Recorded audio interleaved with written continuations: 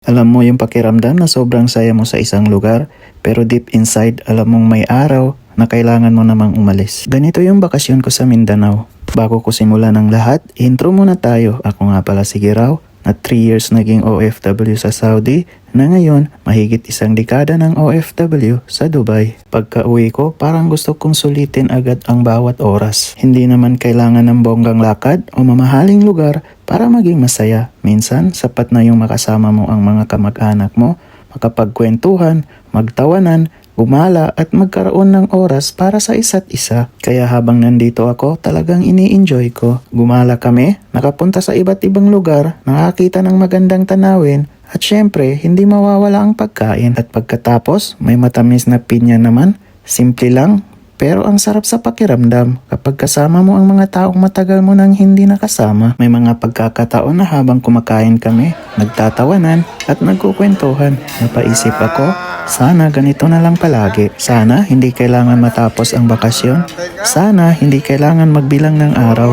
Sana hindi kailangan umalis ulit. Pero alam natin, ang realidad, hindi lahat ng gusto natin pwedeng mangyari. Kung hindi sana mahirap ang buhay, baka hindi na kailangan pang mangibang bansa.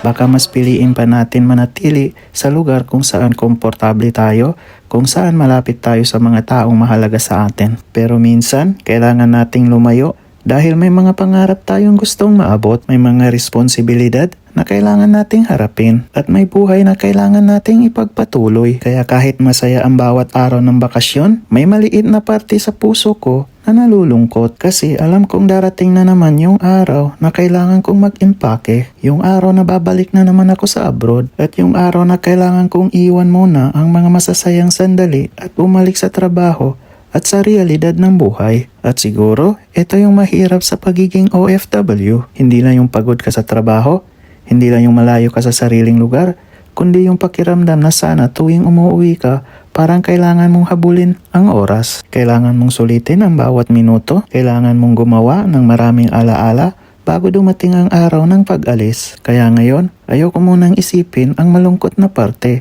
Gusto ko munang tumawa, gusto ko munang kumain, gusto ko munang gumala. Gusto kong namnamin yung masarap na durian, yung matamis na pinya, yung magagandang tanawin, at higit sa lahat, yung mga simpleng sandali na hindi mabibili ng pera. Dahil alam kong balang araw kapag nasa abroad na naman ako at namimiss ko ang Mindanao, ang mga video na to at larawan na ito ang magiging paraan para balikan ko ang mga araw na naging masaya ako. Baka hindi man perpekto ang buhay, baka hindi man kumpleto ang lahat ng bagay na gusto natin, pero sa mga sandaling tulad nito, nagpapasalamat ako dahil kahit saglit lang, naranasan kong magpahinga, naranasan kong tumawa ng walang iniisip, at naranasan kong maging masaya kasama ang mga taong mahalaga sa buhay ko. Kaya habang nandito pa ako, ini-enjoy ko ang bawat sandaling kaligayahan dahil darating din ang araw na kailangan ko na naman bumalik. At kapag dumating na ang araw na iyon, aalis akong dala-dala hindi lang ang aking mga gamit, kundi ang mga alaala na isang bakasyon na sana kahit sandali lang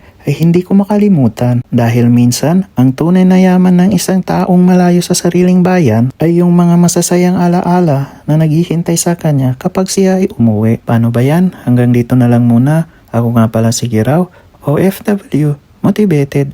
Bye!